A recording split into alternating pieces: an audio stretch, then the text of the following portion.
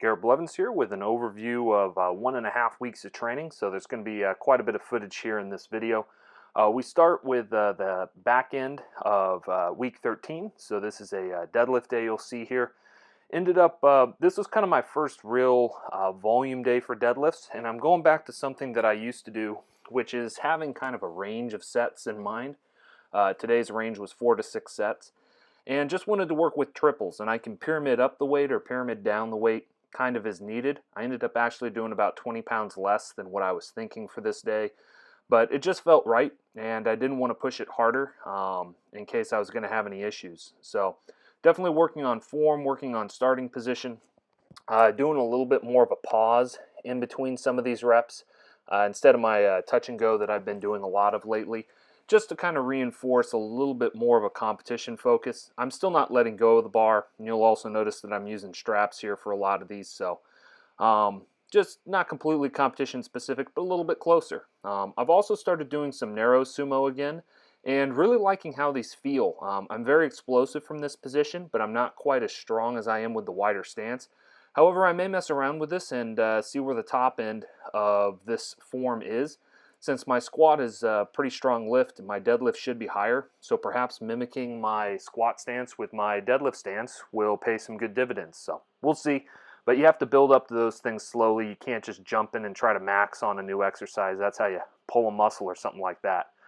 Here you see some feet up, close grip 1-inch Spoto work.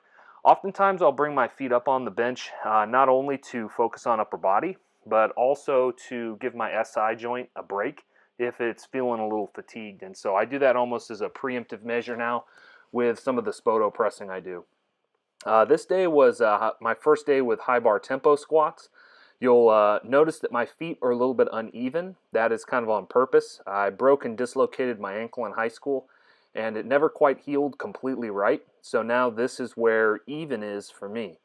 And everybody has asymmetries. That's just something that every single person out there is going to have to deal with. Nobody is perfectly symmetrical. That said, figure out what makes your lifting work for you. And you'll notice that my knees still track very even, and my hips track pretty even as well, even though that foot is turned out. And I have to turn the foot out like that to get my hips and knees to go even anyways.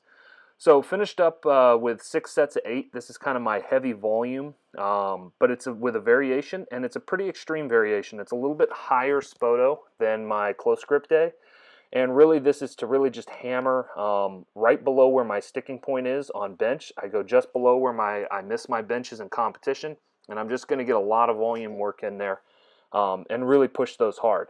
This is my competition focused day. It's day 1 of the week, and those of you who follow me on Instagram have already seen some of these. This is usually the more interesting stuff that I end up posting there.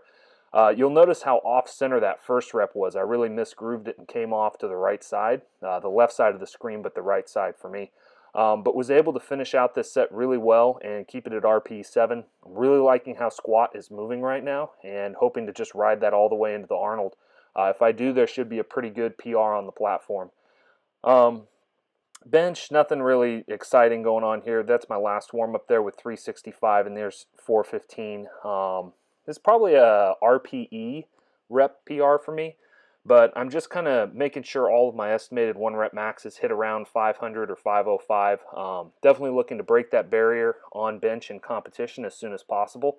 I've had a 500 in the gym before, but I really want to hit that in a competition setting when it actually matters. But we'll see how that goes. I'd love it if my bench shot up like 20 or 30 pounds, but you never know until you get to the end. This is the next week.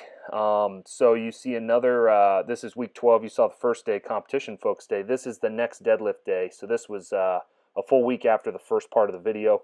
And worked up to a little bit heavier weight, worked up to 585 for these 6 triples. I believe I did all 3 at that weight, and started using the straps a little more. I noticed my hand health is really kind of suffering right now, and so I'm trying to make sure that I don't tear any calluses that would put me off decent training.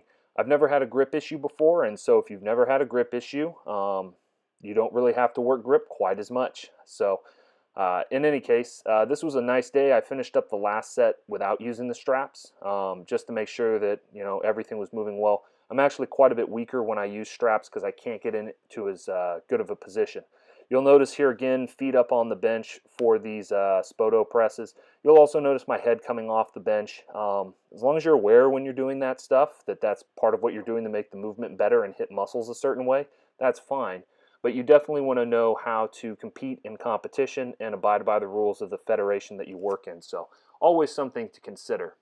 This then is the high bar tempo day of the next week as well, and worked up to 40 more pounds than the previous week. This is 405 for this set as opposed to 365. I used 365 for the back off work on this day, and then I did not film the bench work that I did afterwards, but I ended up doing 315 for about 6 sets of 8 with that competition grip Spoto after this.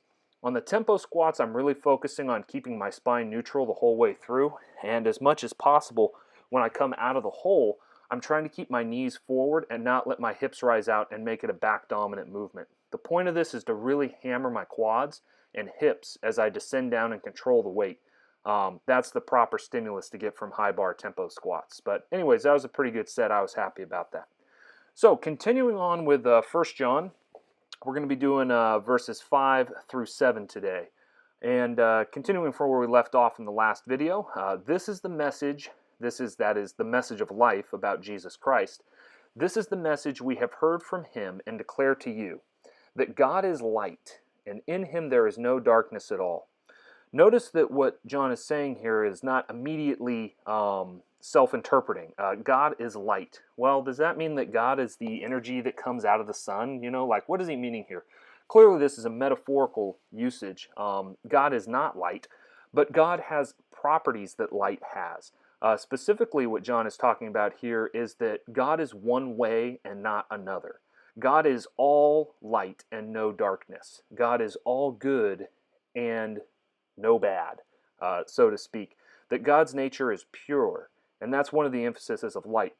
Light also has a number of other properties, but John goes in and is actually going to point out a very specific one here as we read on. He continues and brings up a very interesting word. If we claim to have fellowship with him and yet walk in darkness, we lie and do not live out the truth. Notice, though, that fellowship is the key word here. And as John is talking about God as light and emphasizing that way of thinking about God, he immediately moves to fellowship, a relational term. And what he's getting at is that this pureness of God is that God is 100% faithful to be in proper fellowship with all those who are in fellowship with him. And even really those who aren't in fellowship with him. God is the same no matter who you are or what you do. But if we claim to have fellowship with him and yet walk in darkness, John says that we lie and do not live out the truth. The question would be then is, well, what does it mean to walk in darkness? Or what does it mean to walk in the light? Continuing on, but if we walk in the light, as he is in the light, we have fellowship with one another, and the blood of Jesus, his Son, purifies us from all sin. Notice here that purification from sin is actually an attendant circumstance to walking in the light. Now, some may know that there's a debate within Christianity if people are saved by works or if they're saved by cognitive belief, by believing the right things. I'll talk more about that debate as we get into the next devotional, but I think there may be a third option, one that doesn't purely lean upon cognitive belief and doesn't bifurcate action or faithfulness from belief. Maybe those two ideas can be held together in a way that many interpreters, and even Martin Luther, who is often cited as the salvation by faith alone, meaning, and when they say faith alone, they mean cognitive belief, that maybe even Luther understood those terms of faith and works a little bit more closely than we sometimes do today. But in any case, if we are saying we have fellowship with God, if we say we have fellowship with one another, we must walk in the light. And that means that we are acting like God, because God is light, and so to walk in the light is to act like God. What does that look like? Well, all one has to do is look at the life of Jesus, the one who reveals the Father, to see what it looks like to walk and be in the light. In any case, I hope you enjoyed this devotional thought, and you have a good rest of your day. Blessings.